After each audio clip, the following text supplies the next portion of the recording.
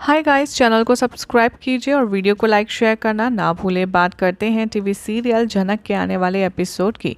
तो आप देखने वाले हैं कि कैसे अनाउंसमेंट शुरू करता है आदित्य कपूर। झनक सोचती है कि आखिर कौन है वो वंडरफुल डांसर, कौन है यहाँ पर कंपटीशन का विनर। जैसे ही वो डिस्क्लोज करते हैं वो झनक का नाम नहीं होता, वो क्रिएट करते हैं सस्पेंस अपने वर्ड से। जज यहाँ पर सारे मेंटर्स को स्टेज पर बुलाते हैं और उनके कैंडिडेट्स जो क्वालिफाई किए हैं सेकेंड राउंड के लिए कॉम्पिटिशन में, उनका नाम लेते हैं। कार्ड्स यहाँ पर जो है रिजल्ट फाइनली आ जाते हैं। मिस्टर कपूर अनाउंस करते हैं 3 नाम पार्टिसिपेंट्स के जो कि क्वालिफाइड है सेकेंड राउंड के लिए, और सब सरप्राइज हो जाते हैं सारे नाम सुनकर। वो एक्सपेक्ट करता है कि झनक भी उनमें से एक होगी। मीनवाइल रुद्र प्रसाद यहाँ पर प्रोग्राम को रोकता है और कहता है कि जजेस से कि आप लोग एक बार फिर से सोच लीजिए। वो एनालाइज करता है कि झनक ने बहुत लोगों से बेटर परफॉर्म किया था, उसे सेकेंड राउंड में चांस मिलना चाहिए बाकी के पार्टिसिपेंट्स के साथ। तभी वो यहाँ पर रिबेलियस हो जाता है। वो कहता है कि मैं झनक के लिए फैसला बदल के रहूँगा। सारे जजेस यहाँ पर बहुत ज़्यादा अनसेटिस्फाइड लगते हैं, पॉइंट आउट करते हैं वो हिपोक्रेसी को, और वो कहते हैं कि आप तो यहाँ पर हद कर रहे हैं रुद्र, आप बाइस हो रहे हैं। दूसरी तरफ ब्रिजभूषण यहाँ पर रुद्र प्रसाद की सबके सामने इंसल्ट करना शुरू करता है। वो कहता है कि हमें यहाँ पर किसी को भी ऐसा इंकरेजमेंट नहीं देना चाहिए जिसमें टैलेंट ही ना हो। हम झनक को अब और इस कंपटीशन में नहीं रखेंगे।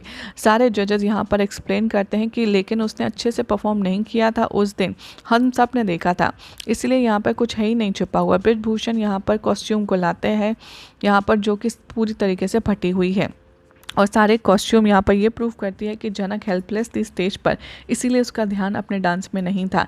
In spite of being critical condition में उसने अपना डांस कंप्लीट किया और अपने चेहरे पर स्माइल रखी।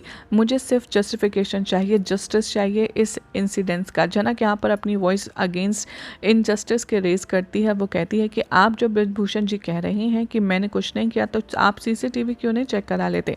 तभी ब्रिजभूषण यहाँ पर झनक को ब्लेम करता है कि तुम यहाँ पर फ्रेंडली रिलेशनशिप डेवलप कर रही है रुद्र के साथ। झनक गुस्से में फट जाती है। ब्रिजभूषण यहाँ पर प्रोवोक करते हैं उसको और कहते हैं कि तुम्हारे पास ना तो स्टेज पर खड़े रहने का कोई टैलेंट है, ना कुछ काम करना आता है। ब्रिजभूषण यहाँ पर बहुत ही ज़्यादा इंसल्टिंग वर्ड यूज़ करते हैं उसकी माँ के लिए।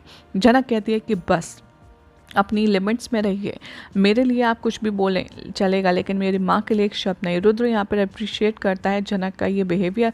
वो कहता है कि झनक यहाँ पर एटलीस्ट तुम्हें अपने लिए, अपने हक के लिए तो आवाज़ उठानी चाहिए, लेकिन जजेस उसकी कुछ नहीं सुनते और उसे कंसीडर नहीं करते। सेकेंड राउंड में आदित्य कपूर यहाँ पर झनक का साथ देता है। वो कहता है कि मैं तुम्हारे साथ हूँ, झनक के साथ गलत हुआ है। तभी सारे जो ये हैं तुम्हारे फेलियर्स, तभी सब लोग सेलिब्रेट कर रहे हैं, लेकिन हमें यहाँ पर एक मासूम लड़की की स्ट्रॉन्ग पोजीशन को ऐसे नहीं छीनना चाहिए। बबलू और अनिरुद्ध पुलिस स्टेशन आते हैं और वो अप्पू की मिसिंग कंप्लेंट फाइल करवाते हैं। वो कहते हैं कि वो यहाँ पर मिसिंग है अप्पू सुबह से। तभी वो लोग कहते हैं कि फिजिकल डिस्क्रिप्शन दीजिए उस लड़की का, और वो किसके साथ गई थी, किसके साथ रहती है।